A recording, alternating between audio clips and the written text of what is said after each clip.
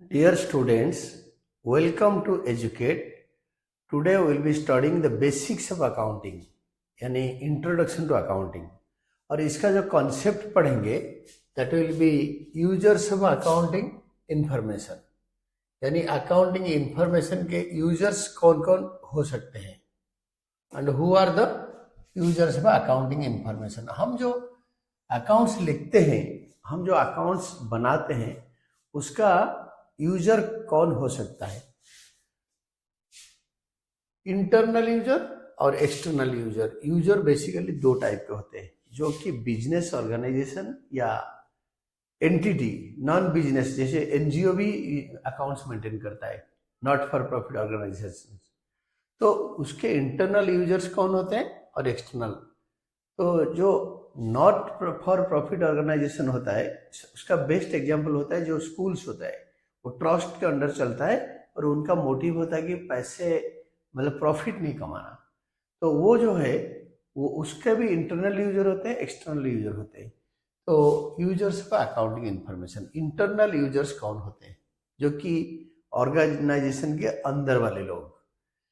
Internal users are the users who have access to significant information at a micro level from the accounting records that is useful for decision making. Micro level मतलब very म्यूनिट level से हर चीज मतलब छोटी मोटी accounting details का information उनके पास होता है. डे 1 से कितने ट्रांजैक्शन होता है, कौन से ट्रांजैक्शन के बाद कौन से ट्रांजैक्शन होता है, तो वो जर्नल से उनको एक्सेस होता है. Following are the internal users and their needs for accounting information. ये जो नीचे जो दो चीजें लिखा हुआ है, ओनर्स एंड मैनेजमेंट, ये इंटरनल यूजर होते हैं. और इनका अकाउंटिंग इंफॉर्मेशन में क्या जरूरत है, व्हाट इज द नीड, ये इन लोगों को क्या जरूरत है कि ये अकाउंटिंग इंफॉर्मेशन किस लिए यूज करेंगे. तो सबसे पहले बिजनेस का मालिक या नॉट फॉर प्रॉफिट ऑर्गेनाइजेशन जिन्होंने बनाया है. Owners are the persons who contribute capital in the business and bear maximum risk and get maximum reward. Owner क्या करते हैं ना, पूरे रिस्क लेते हैं, मैक्सिमम रिस्क. पैसे डूब सकता है, पैसे बढ़ भी सकता है और मैक्सिमम रिवार्ड मिलता है इनको. तो ये लोग ना मैक्सिमम रिस्क लेते हैं, क्योंकि अगर प्रॉफिट होगा तो इनको गेन होगा, लॉस होगा तो इनका कैपिटल भी गया.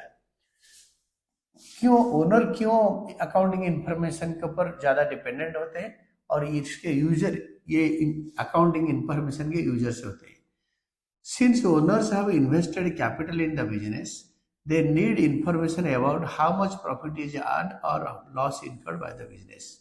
ओनर कैपिटल लगा रखा है, बेसिकली इनको कितने प्रॉफिट हुआ है या कितना लॉस इनकर कर लिया बिजनेस, तो ये इसके बारे में पता लगाना होता है. सेकेंड होता है owners also need accounting information to assess safety of their money invested in form of capital. तो ये अकाउंटिंग इंफॉर्मेशन असेस करने के बाद, एसेट लायबिलिटी पोजीशन देखने के बाद इनको पता चलता है कि इनके कैपिटल कितने सेफ है, इनका बिजनेस कितना सेफ है, जो पैसे लगा रखे हैं इसके ऊपर रिस्क कितना है, ये चीजें असेस हो सकता है. फिर ये सारे अकाउंटिंग इंफॉर्मेशन से ये चीजें निकल सकता है. Then third one is owners also need such information to decide whether they should invest more capital in the business or withdraw their invested capital from the business. Third होता है कि ये इंफॉर्मेशन के बेसिस पे owner decide करते हैं और पैसे लगाएंगे ना, जितने पैसे लगा रखे हैं उसको निकाल लेंगे. ये तीनों होता है ओनर का, ओनर बिजनेस का इंटरनल यूजर होता है. देन मैनेजमेंट भी इंटरनल यूजर होता है. मैनेजमेंट क्या करता है? Management comprise of persons who are involved in making strategy decisions as well as running day-to-day operations. Future के लिए स्ट्रैटेजिक डिसीजन, आपके बिजनेस एक चीज प्रोडक्शन कर रहा है और दो नया चीजें एडिशन करेंगे, न्यू वेंचर स्टार्ट करेंगे, तो मैनेजमेंट ये स्ट्रैटेजिक डिसीजन लेता है फ्यूचर के लिए और पैसे इन्वेस्ट करेंगे. और day to day operations, daily business में आज क्या हो रहा है, कल क्या होगा, अभी क्या चल रहा है, तो ये सब चीजें का डिसीजन मैनेजमेंट लेता है. तो मैनेजमेंट ये ऑल्सो इंटरनल यूजर्स. ये अकाउंटिंग इंफॉर्मेशन इनके लिए क्यों चाहिए ना? Management needs accounting information to make decisions such as determination of a selling price and strategies such as how to control costs etc. तो मैनेजमेंट को अकाउंटिंग इंफॉर्मेशन इसलिए चाहिए कि जो चीजें बनाते हैं, सपोज ये पेन बनाता है तो ये पेन का सेलिंग प्राइस क्या होगा एंड कंट्रोलिंग कॉस्ट, इसको अगर बनाने में 15 रुपए खर्चा होता है तो ये खर्चा कैसे 10 रुपए तक आ सकता है, और इसका सेलिंग प्राइस 20 रुपए, इसको 25 पैसे में अगर बेचेंगे 25 रुपए में तो बिक जाएगा क्या। ये डिसीजन के लिए अकाउंटिंग इंफॉर्मेशन इन डिटेल चाहिए इनको। Then next one is management needs accounting information to compare the performance of the enterprise with other similar enterprises in the industry. ये पेन मेकिंग इंडस्ट्री आपका है और इसी टाइप का बिजनेस मेरा है, तो आपके और मेरे बिजनेस में कंपैरिजन कैसे होगा। मैनेजमेंट के पास अगर अकाउंटिंग डाटा होगा तो सिमिलर टाइप का बिजनेस इंडस्ट्री में पेन मेकिंग बिजनेस अगर 100 है, 100 इंडस्ट्रीज है, तो इनके साथ कंपेयर कर सकता है कि 100 यूनिट का क्या सेलिंग प्राइस है, क्या कॉस्ट प्राइस है, क्या डिसीजन देते हैं, कहाँ से रॉ मटेरियल लेते हैं, तो मैनेजमेंट डिसाइड कर सकता है और कंपेयर कर सकता है। देन थर्ड नीड होता है अकाउंटिंग इन्फॉर्मेशन का, management needs accounting information to take important decisions to plan future of the enterprise, expansion, reduction in size etcetera. Future plan, अगर मैनेजमेंट के पास अकाउंटिंग डाटा होगा तो फ्यूचर में एंटरप्राइज बढ़ाएंगे, एक्सपांड करेंगे बिजनेस को, या रिडक्शन कर देंगे, कम कर देंगे, इसका साइज छोटा कर देंगे प्रोडक्शन का, वो मैनेजमेंट का डिसीजन होता है और इसीलिए इसको अकाउंटिंग इंफॉर्मेशन चाहिए। Then comes about your external user, जो बिजनेस के बाहर वाले। एक्सटर्नल यूजर क्या करते हैं, देखो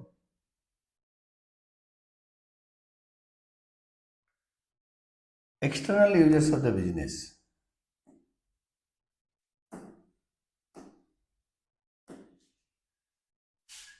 एक्सटर्नल यूजर्स जो कि बिजनेस के बाहरी लोग होते हैं, जो not within the inside.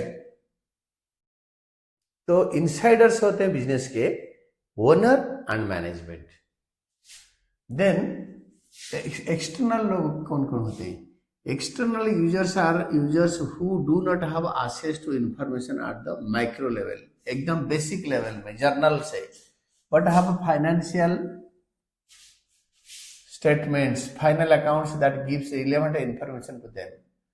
तो जो जर्नल, लेजर, कैश बुक, उसका एसेस मतलब जो बेसिक अकाउंटिंग रिकॉर्ड्स होता है, स्टार्टिंग पॉइंट में होता है, तो इंटरनल यूजर उसको एसेस कर सकते हैं, एक्सटर्नल यूजर उसको एसेस नहीं कर सकते। उनके पास फाइनेंशियल स्टेटमेंट्स होता है, प्रॉफिट एंड लॉस अकाउंट और बैलेंस शीट, जो बिजनेस के बाहरी लोग होते हैं। तो उनके लिए क्यों चाहिए, following are the types of external users and their needs of accounting information. Following मतलब देखो, ये एक होता है एम्प्लॉइज एंड वर्कर्स, ये एक्सटर्नल होते हैं। They are the people who work for an enterprise and are paid wages, salaries, bonus etcetera as remuneration. Employees and worker ये बिजनेस के लिए काम करते हैं, इनको तनख्वाह मिलता है। जो तनख्वाह मिलता है, वेजेस, जो लोग यूजुअली लेबर क्लास लोग होते हैं, पढ़े लिखे लोग नहीं होते हैं, उनको वेजेस मिलता है। जो सैलरी यूजुअली पढ़े लिखे और बड़ी पोस्ट वालों को मिलता है। बोनस, प्रोडक्शन अगर एक्स्ट्रा हो रहा है, अच्छा प्रोडक्शन कर रहे हैं और प्रॉफिट कंपनी का अच्छा हो रहा है तो उनको बोनस मिलता है। रेम्युनरेशन मतलब जो उनके जो बेनिफिट्स मिलता है सैलरी के वजह के अलावा, तो उसको रेम्युनरेशन बोलते हैं। बच्चों के पढ़ने के लिए फैसिलिटीज, मेडिकल अलाउंस एटसेट्रा, ये रेम्युनरेशन का एक पार्ट होता है। तो usually employees are entitled to bonus and increment at the year end. जैसे एक साल खत्म हो जाता है तो एम्प्लॉय को मिलता है बोनस और सैलरी बढ़ता है। Such bonus and increment is generally based on performance of the enterprise. अगर एंटरप्राइज बढ़िया कर रहा है, बहुत प्रॉफिट कमा रहा है, प्रॉफिट मार्जिन अच्छा है और गुड वेदर में चल रहा है, कंपनी अच्छा चल रहा है, तो ये एम्प्लॉय को बोनस भी मिलेगा और सैलरी में इंक्रीमेंट मिलेगा। Hence employees use accounting information to know and plan about their remuneration and future prospects. तो वो भी डिमांड करते हैं ऑर्गेनाइजेशन को कि हमारा सैलरी वेजेस वगैरह बढ़ा दिया जाए, बोनस बढ़ा दिया जाए।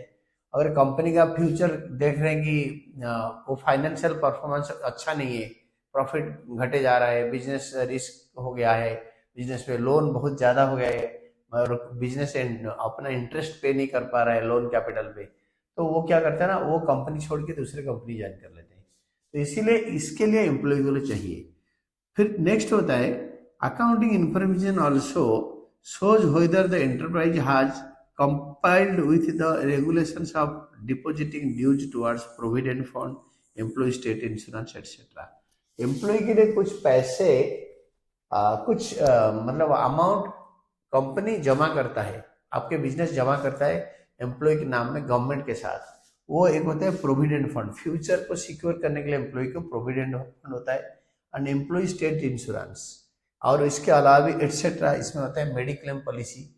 तो सारे एम्प्लॉयज के नाम पे ग्रुप मेडिक्लेम पॉलिसी वगैरह ले लेते हैं, लाइफ इंश्योरेंस भी करते हैं एम्प्लॉय का। तो ये सारे फाइनेंशियल स्टेटमेंट से बैलेंस शीट में लिखा होता है, प्रोविडेंट फंड, ईएसआई कंट्रीब्यूशन वगैरह, प्रॉफिट एंड लॉस अकाउंट से पता चलता है एम्प्लॉय को कि कंपनी सचमुच एक्चुअली जमा कर रखा है। तो इसके लिए भी चाहिए होता है फाइनेंशियल इंफॉर्मेशन, ये दो रीजंस। और बैंक्स एंड फाइनेंशियल इंस्टीट्यूशन को क्यों चाहिए? बैंक और other financial institutions, banks and financial institutions are the organisations who provide loans to business enterprise. Business को जब पैसे चाहिए ओनर लगाता है, सपोज ओनर 100 करोड़ लगाया और 50 करोड़ चाहिए, ओनर के पास है नहीं, तो ओनर उधार ले लेता है, बैंक से लेता है, and other financial institution, bank आपके स्टेट बैंक ऑफ इंडिया हो गया, तो आपके यूनियन बैंक हो गया, इनसे भी उधार ले सकता है, या they can take it from मतलब नॉन बैंकिंग फाइनेंशियल इंस्टीट्यूशंस जैसे LIC हो गया, तो इन लोगों से ले सकता है। तो banks and financial institutions need accounting information to track the progress of the enterprise so they can make the following decisions. अगर बैंक के पास फाइनेंशियल इंफॉर्मेशन आया आपके बिजनेस का अकाउंट्स, तो वो क्या करेंगे ना, बिजनेस का प्रोग्रेस देख सकते हैं और ये चारों डिसीजंस ले सकते हैं। वन में whether to lend money to the enterprise, enterprise को उधार देंगे या नहीं। दूसरा, what is the ability of the enterprise to repay loan, मतलब बिजनेस के पास इतना एसेट है कि अपना लोन को रिपेमेंट कर सकते हैं। How much money to lend to the enterprise, how much money to lend to the enterprise, enterprise को कितने पैसे देना चाहिए। मांग रहे हैं 50 करोड़, अगर हम दे देंगे तो वापस नहीं कर पाएंगे, एंटरप्राइज कितने पैसे लेकर उसको उसका इंटरेस्ट भी चुका सकता है और लोन भी रिपे कर सकता है। नेक्स्ट होता है how safe is the loan given by the bank to the enterprise, हम जो लोन उनको देंगे वो कितना सेफ है। Then next comes your potential investors, potential investors मतलब जो कंपनी में पैसे लगाने वाले। Potential investors are the people who are likely to invest in the enterprise, जो कि लाइकली टू इन्वेस्ट, जो पैसे लगाने वाले इन्वेस्टर, ये बैंक और जिन्होंने पैसे लगा दिया, they are the lenders, they may be banks और कोई अदर इंडिविजुअल्स भी हो सकते हैं। पोटेंशियल इन्वेस्टर्स जो पैसे लगाने वाले, investors such as banks lend money to the enterprise, उधार देते हैं। Additional funds if required may be sought from outside parties before investing the local safety of investment and returns. ये जो आउटसाइड पार्टीज बिजनेस में पैसे लगाते हैं और बैंक्स ये देखते हैं कि ये बिजनेस हमारा कितने सेफ है और उसमें रिटर्न कितने मिला है। रिटर्न से मतलब रेट ऑफ रिटर्न, प्रॉफिट या अमाउंट ऑफ रिटर्न, कितने टोटल प्रॉफिट होगा या क्या परसेंटेज ऑफ प्रॉफिट कितना है सेल्स पे, कैपिटल इन्वेस्टमेंट पे, ये सब देखते हैं पोटेंशियल इन्वेस्टर जो पैसे लगाने वाले हैं। Investors use the financial statements of the enterprise to assess that their investment is secure. वो यही सोच के लगाते हैं पैसे कि उनका इन्वेस्टमेंट जो पैसे लगाया वो सिक्योर्ड है, वो डूबने वाला नहीं है। Potential investors use the information to decide whether they should invest in the enterprise और नॉट। ये फाइनेंशियल इंफॉर्मेशन से उनको पता लगता है कि वो बिजनेस पे पैसे लगाएं या नहीं लगाएं। तो नेक्स्ट वन इज जो आउटसाइड एक्सटर्नल यूजर्स में ये आपके ये भी होते हैं, they are creditors. Outside users में एक होता है creditors, external user. Creditors supply goods and और services on credit to enterprise, they assess financial position from the final accounts. Creditor होते हैं जो कि 1 साल के अंदर हमारे बिजनेस को जिन्होंने उधार पे कुछ दिया है, they are creditors. Usually goods दिया है जो हमें चाहिए फर्दर प्रोडक्शन के लिए, रॉ मटेरियल चाहिए, और मतलब और कुछ जैसे सर्विसेज चाहिए, कंसल्टेंसी चाहिए, तो वो सब चीज़ें क्रेडिटर शॉर्ट टर्म के लिए देते हैं, 1 साल से कम टाइम के लिए देते हैं, और 1 साल के अंदर अंदर हम उनका रिपेमेंट कर देते हैं, पैसे चुका देते हैं। तो उनको क्यों चाहिए? उनके पास प्रॉफिट एंड लॉस अकाउंट और बैलेंस शीट से वो क्या देखते हैं?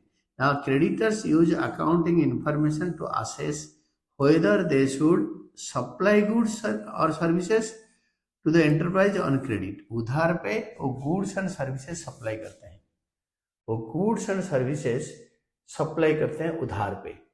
यूजर सबक मतलब वो क्रेडिटर उधार पे हमें गुड्स भी देते हैं, सर्विस भी देते हैं।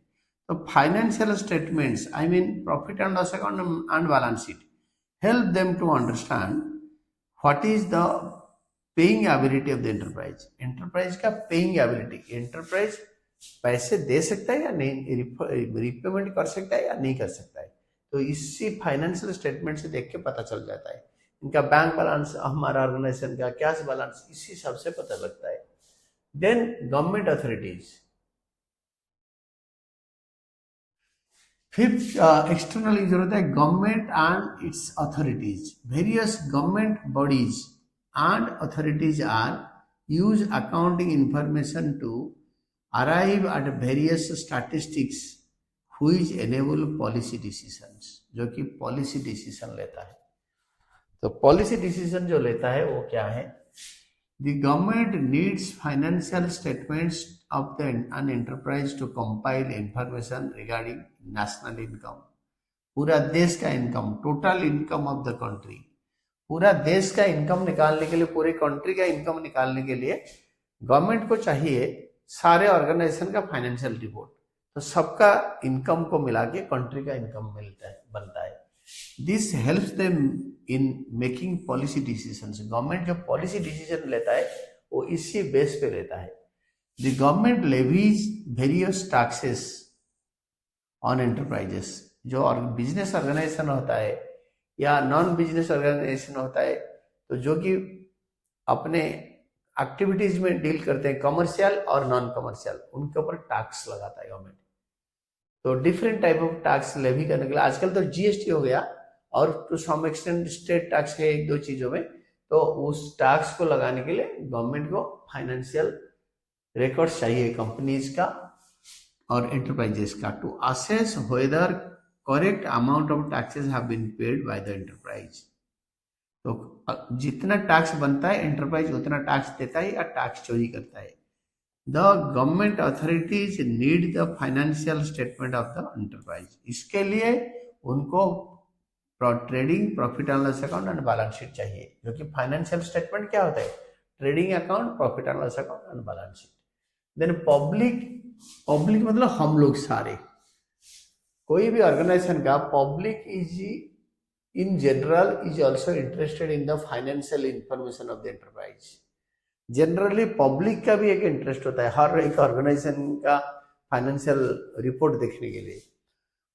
Public needs information to assess the enterprise's contribution to the economy in many ways। एक ऑर्गेनाइजेशन कितने वेज में सोसाइटी को हेल्प करता है, पब्लिक को हेल्प करता है। इस पर एक example given, that is employment generated by the enterprise. वो ऑर्गेनाइजेशन या एंटरप्राइज कितना एम्प्लॉयमेंट जनरेट करता है, प्राइवेट सेक्टर हो या जो भी हो। अमाउंट स्पेंड आज कॉर्पोरेट सोशल रिस्पॉन्सिबिलिटी एटसेट्रा। जो बिजनेस ऑर्गेनाइजेशन जो पैसे कमाता है वो सोसाइटी, पब्लिक और जनरली कंट्री का रिसोर्सेज को यूज करके पैसे कमाता है। वो जो पैसे कमाता है तो उससे कुछ पोर्शन सोशल रिस्पॉन्सिबिलिटी के लिए खर्चा करता है, पॉल्यूशन कंट्रोल और डिप्राइव्ड लोगों को हेल्प करता है। तो ये सब इसको बोलते हैं कॉर्पोरेट सोशल रिस्पॉन्सिबिलिटी। जो कंपनी बिजनेस करता है वो कुछ सोसाइटी के लिए हार्मफुल भी है, तो इनका जो वेस्ट आता है निकलता है फैक्ट्री से, वो कभी कभार नदियों के पानी में मिलता है। जो ये कोयला वगैरह यूज करते हैं तो उनके जो धुआं निकलता है वो आपके एयर पोल्यूशन करता है। तो इसके लिए कंपनी इसको कंट्रोल करने में कितना पैसे खर्च करता है और सोसाइटी का भलाई के लिए जो पैसा खर्च करता है, इसको बोलते हैं कॉर्पोरेट सोशल रेस्पॉन्सिबिलिटी। और गवर्नमेंट इसके लिए रूल भी बना रखा है कि आपके इनकम के इतने परसेंट, आप नेट प्रॉफिट के इतने परसेंट आप कॉर्पोरेट सोशल रेस्पॉन्सिबिलिटी में खर्चा करोगे। देन नेक्स्ट होता है public is also interested in the financial information of an enterprise to be aware about the change in its management. तो इसका मैनेजमेंट में चेंज, जैसे कोई कंपनी का किसी ने मैनेजिंग डायरेक्टर बदल दिया, कोई अच्छे इंसान को लेकर आया और टॉप लेवल या लोअर लेवल मैनेजमेंट में कोई अच्छे क्वालिटी के मैनेजर्स वगैरह रिक्रूट कर लिया, वो कंपनी को इसका भी इंफॉर्मेशन चाहिए। Public is also concern whether the enterprise is performing its duties to keep the towards keeping the environment clean और नॉट। वही एनवायरनमेंट क्लीन, आपके प्रोडक्शन प्लांट से जो वेस्ट निकलता है उसको डिस्पोजल ठीक से हो रहा है या नहीं, और आपके organisation air pollution, water pollution, environment के लिए कुछ काम कर रहा है ना नहीं। ये सारे फाइनेंशियल रिपोर्ट का स्पेंडिंग से पता चलता है, प्रॉफिट एंड लॉस अकाउंट वगैरह से। देन लास्ट होता है रिसर्चर। रिसर्चर आउटसाइडर्स होते हैं जिनको अकाउंटिंग इंफॉर्मेशन चाहिए हमारा। Researchers are the people and organizations who use accounting information for research on various accounting practices। जो अकाउंटिंग प्रैक्टिस फॉलो कर रहे हैं कंपनी, रिसर्चर और इंडिविजुअल्स और research organisations, IMRB Indian market research bureau, ORG operations research group, इन लोगों को ऐसे बहुत सारे हैं जो कि इंडस्ट्री रिसर्च, मार्केट रिसर्च करते हैं। उनको आपके ऑर्गेनाइजेशन का फाइनेंशियल रिपोर्ट में क्या इंटरेस्ट है। Researchers need accounting information to assess current accounting practices, their improvement। currently कौन सी मेथड फॉलो कर रहे हैं कंपनी, उसको इम्प्रूव कैसे करेंगे, and alignment with the evolving world में और कहीं पे दूसरे कंट्री में, हमारे कंट्री के कोई अदर इंडस्ट्रीज में अकाउंटिंग प्रैक्टिस में कोई इम्प्रूवमेंट है तो रिसर्चर सजेस्ट करते हैं कि ये वाला मेथड फॉलो करो। For example, new accounting standards are framed and existing ones are modified in the accordance with the practical scenarios। जैसे प्रैक्टिकली कुछ चेंजेस आता है बिजनेस में, या कोई नया अकाउंटिंग मेथड इशू हो गया, पुराना वाला मॉडिफाई हो गया, या पुराने वाले अकाउंटिंग प्रैक्टिस को गवर्नमेंट ने रिजेक्ट कर दिया, तो रिसर्चर इंडस्ट्रीज को ये बताते हैं। Then next one is systems of accounting systems of accounting system क्या होता है देखो। तो अकाउंटिंग सिस्टम में आपके ऐसे हो सकता है कि we will be discussing this accounting system in the next class. Today हमने जो पढ़ाई किया उसको हम अच्छी तरह देख सकते हैं कि today we studied about users of accounting information, जो कि इंटरनल एंड एक्सटर्नल यूजर्स दोनों हो सकते हैं। तो उसमें जो सिस्टम होता है इंटरनल एक्सटर्नल, और जो डबल एंट्री सिंगल एंट्री का जो होता है, हम और एक नेक्स्ट वीडियो में इसको डिस्कशन कर सकते हैं। And this was all about your today's class. Thank you team educate.